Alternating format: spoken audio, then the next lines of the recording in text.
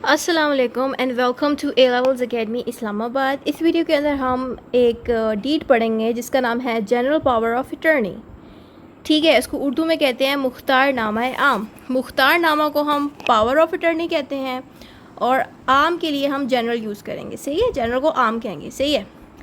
अब ये हमारी ये पैटर्न है मुख्तारनामा आम की उर्दू में। पैटर्न की आप फिक्र ना करें, वीडियो के एंड पे मैं पैटर्न की पिक्चर्स लगा दूंगी, वहाँ से आप स्क्रीनशॉट इसकी वीडियो के एंड पे स्क्रीनशॉट्स आप खुद ले लें। ठीक है, ताकि आपके पास पैटर्न भी आ जाए। अब वीडियो स्टार्ट करने से पहले आपकी स्क्रीन पे इंस्टाग्राम का मेरा अकाउंट शो हो रहा है। इसके अंदर मैंने बहुत से स्टूडेंट्स को अपने नोट्स सेल किए हैं। ठीक है, आप भी अगर लेना चाहते हैं पार्ट 5 के नोट्स या जो भी ईयर्स जिस भी ईयर के आप हैं तो आप देख सकते हैं, वहाँ से ले सकते हैं मुझसे नोट्स। ठीक है, उसके साथ साथ मेरा फेसबुक पेज भी आपको स्क्रीन पे दिख रहा है। इसमें मैं डिफरेंट पास्ट पेपर्स हो गए एंड लॉ रिलेटेड जो भी इन्फॉर्मेशन होती है लेटेस्ट या गेट टेस्ट रिलेटेड कुछ भी लॉ का इन्फॉर्मेशन हो तो मैं अपने फेसबुक पेज पे डालती हूँ। एंड आप लोग मेरे फेसबुक ग्रुप को भी ज्वाइन कर लें, क्योंकि यहाँ पे मैं डिफरेंट PDF स्टूडेंट्स के लिखे PDFs और नोट्स और टीचर्स के लिखे नोट्स मैं चढ़ाती हूँ। सही है, तो अब हम इस वीडियो को स्टार्ट करते हैं। ये हमारे सामने मुख्तारनामा आम का पैटर्न है, यानी कि जो जनरल पावर ऑफ अटर्नी उसका ये पैटर्न है। पैटर्न में आपने लिखना कैसे है, क्या क्या लिखना है, वो सारा हम डिस्कस करेंगे इस वीडियो में। इस वीडियो को स्टार्ट करते हैं। बिस्मिल्लाहिर्रहमानिर्रहीम। यहाँ पे आप स्टार्टिंग में देखिए तो मुनका लिखा हो गया है। मुनका जो है हम मेल एंड फीमेल दोनों के लिए यूज़ कर सकते हैं। देखिए, मस्मी मेल के लिए यूज़ होता है और मस्मात फ़ीमेल के लिए। यानी कि अगर आप किसी फ़ीमेल का जिक्र करना चाहते हैं तो आपने मस्मात लिखना होगा, मेल का जिक्र करें तो मस्मी। लेकिन अगर आप इन दोनों मसलों से निकलना चाहते हैं, यानी कि आप इस तरह के अल्फाज नहीं लिखना चाहते, तो आप सिंपली मुनका लिखते हैं। मुनका मेल एंड फीमेल दोनों के लिए आप यूज़ कर सकते हैं। ठीक हो गया। जैसे आपने मुनका लिखा तो आप मेल या फीमेल में से किसी का नेम डाल दें। अगर आपने यहाँ पे मुनका नहीं लिखना, आप कहते हो कि मैं मस्मी लिखूंगा, तो मस्मी लिखने के बाद आपको मेल का ही नेम डालना है, फीमेल का नहीं डाल सकते, क्योंकि फ़ीमेल का नेम डालने से पहले आपको मस्मात लिखना पड़ेगा। सही है, मस्मात फ़ीमेल के लिए होता है। ठीक है, तो मुनका से शुरू करें, मस्मी या मस्मात जो भी आप लिखना चाहें उससे स्टार्ट करें। फिर आपने उस बंदे का नेम डाल देना है जिसको आप ऐड करके अपना आंसर स्टार्ट करना चाह रहे हैं। ठीक है, फिर आपने इस बंदे के फादर का नेम डाल देना है। वल्द यूज़ होता है सन ऑफ के लिए। अगर आप फीमेल का लिख रहे हो तो फीमेल के लिए आप यूज़ करेंगे दख्तर, दाल खे तेरे। दख्तर होता है डॉटर ऑफ। ठीक है, तो इस तरह से आपने यहाँ पे वल्द जो है तब लिखना है जब मर्द हो। अगर फीमेल है तो यहाँ पे फिर दख्तर आएगा। अगर आप फीमेल लिख रहे हो ना, फीमेल के लिए भी अगर आप मुनका यूज़ कर रहे हो, मस्मात नहीं लिखना, जब मुनका यूज़ कर रहे हो तो वल्द नहीं आएगा फीमेल के लिए। वल्द की जगह आपने दख्तर लिखना होगा। यानी कि ये जो चीज़ है ना, मेल एंड फीमेल के लिए हर हाल में चेंज होगी। लेकिन जो ये चीज़ है ना, अगर आपने सिर्फ मुनका लिखा है तो कोई प्रॉब्लम नहीं, मुनका मेल एंड फीमेल दोनों के लिए यूज़ कर सकते हो। लेकिन अगर आपने यहाँ पे मस्मी लिखा है और फिर फीमेल का नाम लिख दिया तो आपको कोई मार्क्स नहीं मिलेंगे इसके, क्योंकि एग्जामिनर कहेगा कि इसमें मेल का सिंबल दे के, मस्मी मेल का सिंबल दे के आगे औरत का नाम लिख दिए, तो इससे आपको मार्क्स नहीं मिलेंगे। इसलिए अगर आप मुनका लिखते हैं उसके बाद यहाँ पे चेंजेस कर दें, यहाँ पे बेशक ना करें। ठीक है, मुनका लिखते हैं तो वो मेल एंड फीमेल दोनों के लिए होगा। लेकिन यहाँ पे जो वल्द है, वल्द सन ऑफ के लिए यूज़ होता है। अगर फीमेल का जिक्र करें तो सन ऑफ की जगह आपने डॉटर ऑफ लिखना है, जिसको होगा दख्तर। सही है, मैं बार बार ये चीज़ें इसलिए रिपीट कर रही हूँ ताकि स्टूडेंट्स को मार्क्स पूरे मिलें। ठीक है, क्योंकि यहाँ पे अगर आप पैटर्न में गड़बड़ कर दोगे पेपर के दौरान तो आपके मार्क्स कट हो सकते हैं। फिर आपने कॉम डालना है। कॉम यूज़ होता है कास्ट के लिए, तो मैंने यहाँ पे गुजर की कास्ट लिख दी है। आप जो है कश्मीरी, पठान, कोई भी कास्ट है वो डाल दें। साकन लिख सकते हैं। साकन को आप सीन अलीफ काफ नून करके भी लिख सकते हैं। इस तरह नहीं लिखना तो आप इस तरह से भी लिखते हैं, सीन काफ नून है साकिन, इस तरह से भी लिख सकते हैं। साकिन यूज़ होता है रेजिडेंस के लिए। रेजिडेंस की ये बंदा जो है कहाँ रहता है, फिर हमने रेजिडेंस डाल देनी है। यहाँ पे मैंने सिंपल लाहौर की डाल दिया। पूरा लाहौर का कोई भी एड्रेस डाल दें, जैसे कि लाहौर जोड़ टाउन, लाहौर इकबाल टाउन, जो भी जगह आपको याद है वो डाल दें। ठीक है, फिर आपने लिखना का रिहायशी हूँ। इस तरह करने के बाद आपने लिखना है फ़रीक अव्वल। फ़रीक यूज़ होता है पार्टीज़ के लिए इंग्लिश में। पार्टी को हम उर्दू में कहते हैं फ़रीक। अव्वल जो है उर्दू में होता है, इंग्लिश में अव्वल को कहते हैं वन, फर्स्ट। ठीक है, फर्स्ट या वन को हम उर्दू में अव्वल कहते हैं। ठीक है, और फ़रीक को हम यूज़ करते हैं पार्टीज़ के लिए। अगर आप ज़्यादा पार्टीज़ का जिक्र करते हैं ना, पार्टीज़, ज़्यादा लोग, तो यहाँ पे फ़रीक की जगह यूज़ होगा फ़रीकैन। इस तरह से नून लग जाएगा आगे। सही है, फ़रीकैन, फ़्रेकीन। ठीक है, तो सबसे यहाँ पे अल्फाज में चेंजेस तभी आएंगे, यहाँ पे तभी चेंजेस आएंगे जब आप दो लोगों का जिक्र करोगे। लेकिन यहाँ पे तो एक ही बंदा लिखा हुआ है, तो इसलिए हमने यहाँ पे फ़रीक अव्वल लिखा है। फ़रीक for one person, party. Okay, one person और पार्टी। अब आपने इस तरह से सारा इंट्रोडक्शन जब दे दिया, फिर हमने लिखना है चूँकि मन मकर के अक्सर मामलात। अब मन मगर क्या होता है? मन मगर का मतलब होता है अबव मेंशन्ड पर्सन, यानी कि मन मकर को हम अबव मेंशन पर्सन कहते हैं। मन मकर को आप मन मजहर भी कह सकते हैं। मन मजहर, मन मकर ऑलमोस्ट सेम ही अल्फाज है, तो इसलिए आप मन मकर लिख दें। यहाँ पे कहना ये चाह रहे हैं कि जो कि मन मकर यानी कि जिस बंदे का नाम यहाँ ऊपर लिखा गया है, इस बंदे का जितने मामलात हैं और मुकदमात हैं वो अदालत माल, फौजदारी, अदालत दीवानी में दायर होते हैं, रहते हैं। ठीक है, अब ये सारी अदालतें कौन सी हैं मैं आपके सामने एक एक करके समझा देती हूँ। अदालत माल वो अदालत है जिसमें टैक्स के केसेस आप लेके जाते हो, टैक्स के और पैसों वाले केसेस आप इसी अदालत में लेके जाते हो। ठीक है, इसको हम टैक्स वाली अदालत भी कहते हैं। ठीक है, इसको उर्दू में कहते हैं अदालत माल। दूसरी यहाँ पे अदालत लिखी है फौजदारी, ये क्रिमिनल कोर्ट्स की बात होती है, यानी कि फौजदारी को हम इंग्लिश में क्रिमिनल कोर्ट्स कहते हैं, जिसमें हम क्रिमिनल केसेस लेके जाते हैं। दूसरी अदालत है हमारे पास अदालत दीवानी, जिसमें हम सिविल केसेस लेके जाते हैं, इसको इंग्लिश में कहते हैं सिविल कोर्ट्स, जिसको हम उर्दू में कहेंगे अदालत दीवानी। ये मैंने बहुत बारीकी से और बहुत आसान अल्फाज में समझाए हैं ताकि किसी भी स्टूडेंट को अदालतों के नेम याद करते हुए मुश्किल आए, क्योंकि जब आप आगे निकलोगे फ्यूचर में, आप जब लॉयर्स बन जाओगे तो ये जो कोर्ट्स हैं जिनके नाम यहाँ लिखे गए हैं आपको ज़ुबानी वैसे भी आना चाहिए, क्योंकि आपकी बातचीत जब किसी लॉयर से होगी, आपके पास कोई पार्टी केस लेके आएगी तो आपको इनके नेम आने चाहिए। ठीक है, उर्दू में भी, क्योंकि हम जितने भी स्टूडेंट्स हैं नॉर्मली इंग्लिश में ही पढ़ते रहते हैं, सिविल कोर्ट्स, क्रिमिनल कोर्ट्स वगैरह, हमें सिखाया ही नहीं ज़्यादा स्टार्टिंग पे कि उर्दू में क्या बोला जाता है इनको। ठीक है, तो उर्दू में आपको इनके नेम याद रखने चाहिए। सही है, आगे आपने लिखना है मैं दायर होते रहते हैं और मन मकर का कारोबार की मसरूफियत की वजह से ज़ाती तौर पर अदालत में पेश नहीं हो सकता, लिहाजा बज़रिए मुख्तारनामा है हाजा। अब आप यहाँ पे देखें कि इस पूरी लाइन में यहाँ से लेकर यहाँ तक ये कहा गया है कि ये जिस बंदे का नाम यहाँ पे स्टार्ट पे लिखा गया है, इसके डिफरेंट मामलात और मुकदमात इन कोर्ट्स में होते रहते हैं। ठीक है, लेकिन ये जो बंदा है ना जिसका नाम हमने स्टार्ट पे लिखा है मन मकर, यानी कि जिसका नाम हमने शुरू में लिखा है द पर्सन मेंशन्ड अबव को हम कह रहे हैं मन मकर, ये कारोबार में इतना मसरूफ़ होता है कि इसके पास खुद पर्सनली, ज़ाती तौर को कहते हैं पर्सनली, इतना टाइम ही नहीं है कि इन अदालतों में जाके हाज़िरी दे और सारे डॉक्यूमेंट जमा कराए, अपने लिए लॉयर को हायर करे, इसके पास ये टाइम ही नहीं है। सही है, इसीलिए ये अपने काम या कारोबार की मसरूफियत की वजह से किसी और को अपनी जगह ये पावर्स दे रहा है, ये इसकी केस की जगह ये कोर्ट में जाए, यानी कि खुद नहीं आ सकता कोर्ट और किसी और बंदे से कह रहा है कि वो मेरी जगह कोर्ट आए। इसलिए जिस बंदे को हम अपनी जगह कोर्ट में आने देने हैं या कोई भी काम करवाना चाह रहे हैं उससे कि मेरी जगह वो करे, ऐसे बंदे को हम कहते हैं मुख्तार। समझ आ रही है? यानी कि जिस बंदे को हम इस पूरी डीड में मुख्तार का नाम दे रहे हैं वो बंदा है जो हमारी जगह सारे काम करेगा। ठीक है, तो यहाँ पे यही बात लिखी जा रही है कि मैं इतना मसरूफ़ होऊंगा कारोबार में, इसीलिए यहाँ पे कह रहे हैं कि बाज़रिए का मतलब होता है थ्रू दिस मुख्तार नामा।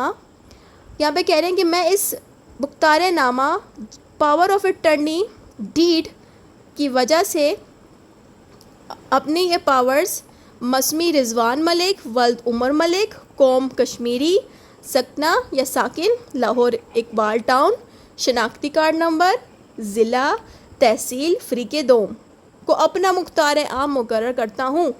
समझ आ रही है? यहाँ पे ये कह रहे हैं कि अब ये सारी हमने रीज़न जैसे स्टार्ट में बता दी कि मैं तो मसरूफ़ होता हूँ कारोबार की वजह से, इसीलिए मैं इस मुख्तार नामा में, यानी कि मैं इस जनरल पावर ऑफ अटर्नी की डीड के अंदर फ़लाँ बंदे को, फ़लाँ बंदा कौन है यहाँ पे, आपने मसमी डाल देना है एज इट इज़। ऊपर मसमी नहीं लिखना चाहते तो आप इसकी जगह मुनका भी लिख सकते हो। मुनका से बेहतर है कि आप यहाँ में मसमी डाल दो। मसमी इजी रहता है क्योंकि आपको दिमाग में याद रहेगा, हाँ मसमी मेल के लिए तो मैं मेल को लिखूंगा तो मैं मसमी लिख दूंगा, इसलिए आप मेल के लिए मसमी यहाँ पर डाल दो।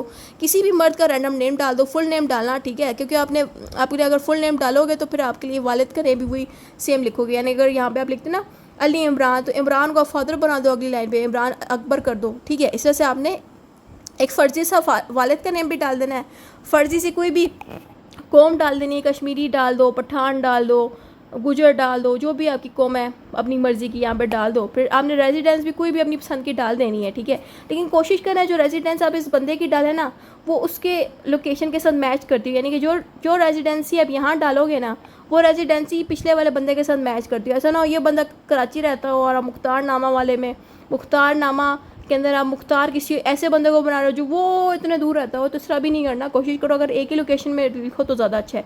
इसी रेजिडेंसी आप कोशिश करो दोनों बंदों की सेम ही लिख दो, ठीक है। फिर शनाख्ती कार्ड नंबर डालना है तो डालो, नहीं डालना तो ना डालो। शनाख्ती कार्ड नंबर डालने का पता है फ़ायदा क्या होगा? इससे ये होगा कि आप जो मुख्तार नाम की प्रॉपर आइडेंटिटी जब डालोगे ना तो आपको मार्क्स अच्छे मिलेंगे। एग्जामिनर देखोगे कि वाह इस बच्चे को इतनी समझ है कि इसने मुख्तार नामा की पूरी आइडेंटिटी ही डाल दी, कि इसने उसका रेजिडेंसी भी डाल दी है, साथ में इसका आईडी कार्ड नंबर भी डाल दिया, इसका ज़िला भी डाल दी कि कहाँ रहता है वगैरह, ठीक है। तो इसलिए मैंने इसके अंदर शनाख्ती कार्ड नंबर को डाला है। पहले वाले के मैंने नहीं डाला क्योंकि पहले वाला ऑब्वियसली अपनी पावर्स किसी और को दे रहा है, लेकिन जिसको पावर्स दी जाती है ना, अगर आप उसकी तफसील अच्छे से डालते हो ना तो आपको मार्क्स अच्छे से मिलते हैं।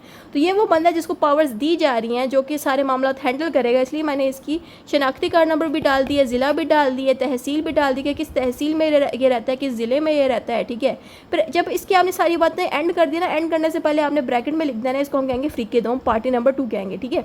को अपना मुख्तार आम मुकर्रर करता हूँ, यानी कि जो बंदा जिसने स्टार्टिंग पे अपना नाम लिखा है, स्टार्टिंग वाला जो बंदा है, ये जो सेकंड वाले बंदा है, सेकंड वाले बंदे को पहला वाला बंदा अपना मुख्तार आम बना रहा है। यानी कि जो पहला बंदा है, मैं यहाँ पे ड्रॉ करके बताती हूँ, ये फ्रीक अव्वल है, फर्स्ट पर्सन फ्रीक अव्वल, सही है। ये दूसरा बंदा है फ्रीक दोम, सही है।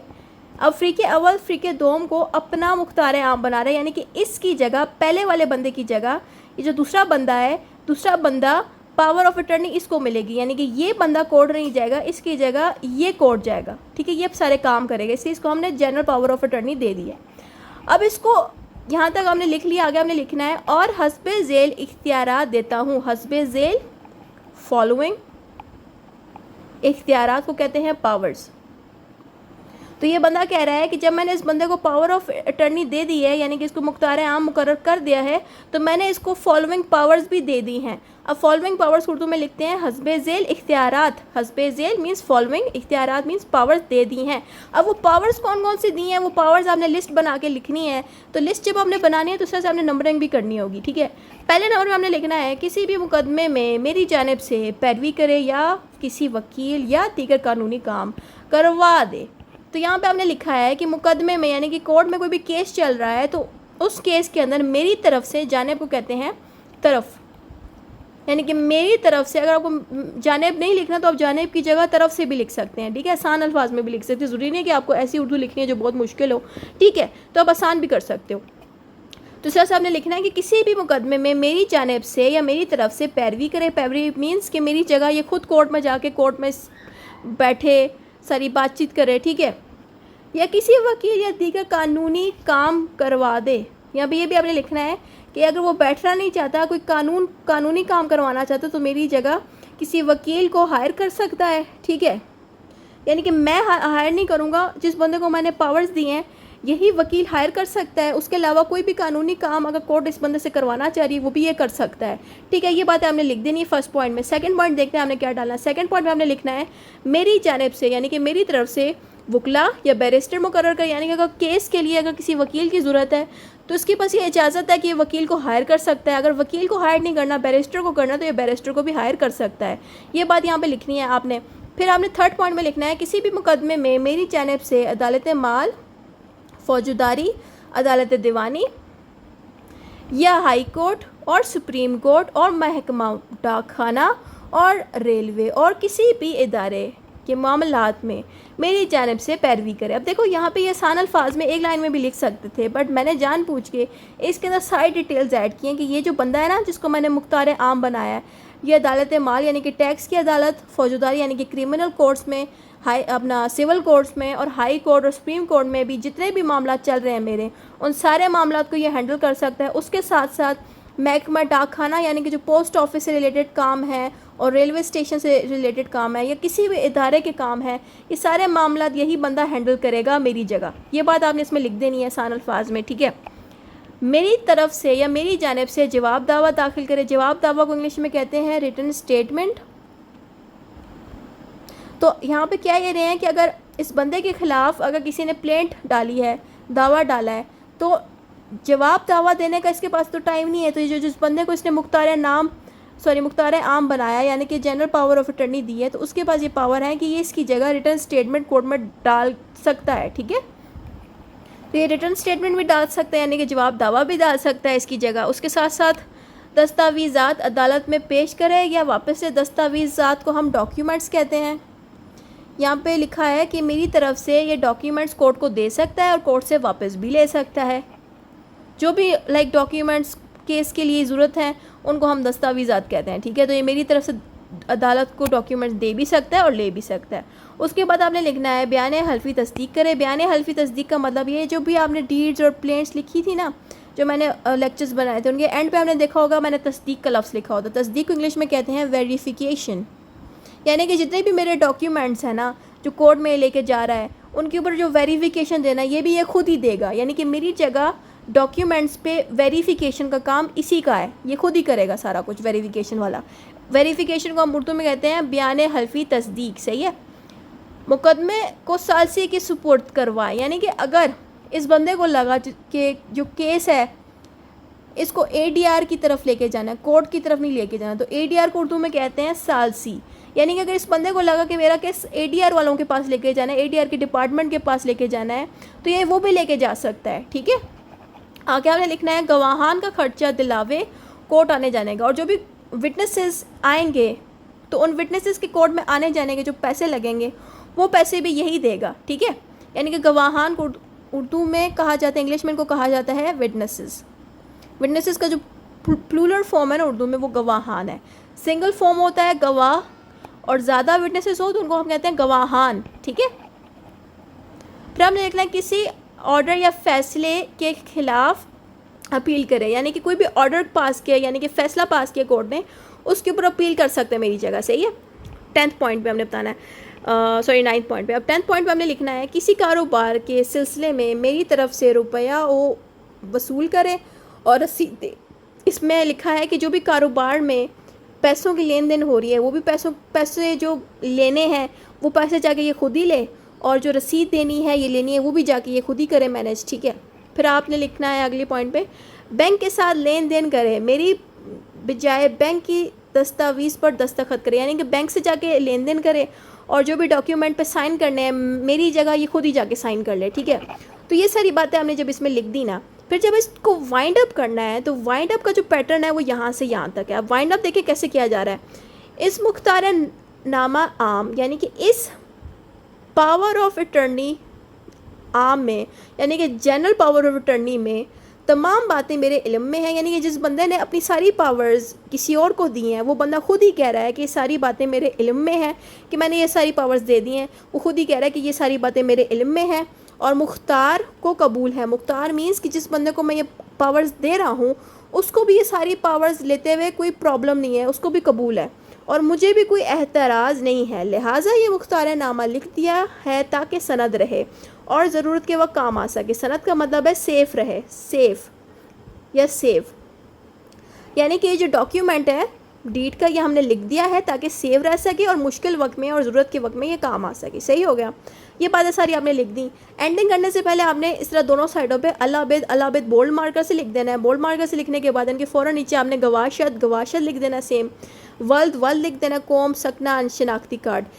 यानी कि जो गवाह है ना उन गवाहों के वालिद का नेम, उनके कौम क्या है, कास्ट क्या है, उनकी रेजिडेंसी और शनाख्ती कार्ड सारा लिख देना लिस्ट बना के दोनों साइड्स पे। अब ये दो क्यों लिखे हुए हैं? जो पहला वाला गवाह है ना ये उस बंदे का गवाह है जो अपनी पावर्स दे रहा है, जिसको हम फ्री के अवल कहेंगे। जो दूसरा बंदा है जिसको हम पावर ऑफ अटर्नी दी जा रही है, जिसको पावर ऑफ अटर्नी दी जा रही है तो ये उसका गवाह है, ठीक है। दो अलग अलग गवाह हैं, दो अलग अलग बंदे होंगे। इस तरह से आपने इसको वाइंड अप करना है। Thank you for watching. अगर आप इसका इंग्लिश वर्जन देखना चाहते हैं तो इंग्लिश वर्जन की मैंने वीडियो बनाई हुई है, वो वीडियो आपको इसी के साथ एंड पे दिख रही होगी। यहाँ पे मैंने इधर आई का साइन शो हो रहा है इस तरह से, तो मैंने उस पर लिंक लगा दी है इसकी इंग्लिश की वीडियो का, यानी कि general power of attorney English में आप देखना चाहते हैं तो उसका लिंक यहाँ पे मौजूद है। Thank you for watching. और मेरे चैनल पे एक प्लेलिस्ट मौजूद है जिसमें मैंने डिफरेंट डीड्स एक्सप्लेन की है डिफरेंट टॉपिक्स पे, तो वहाँ से भी आप देख सकते हैं तमाम different deeds. Thank you for watching and don't forget to subscribe.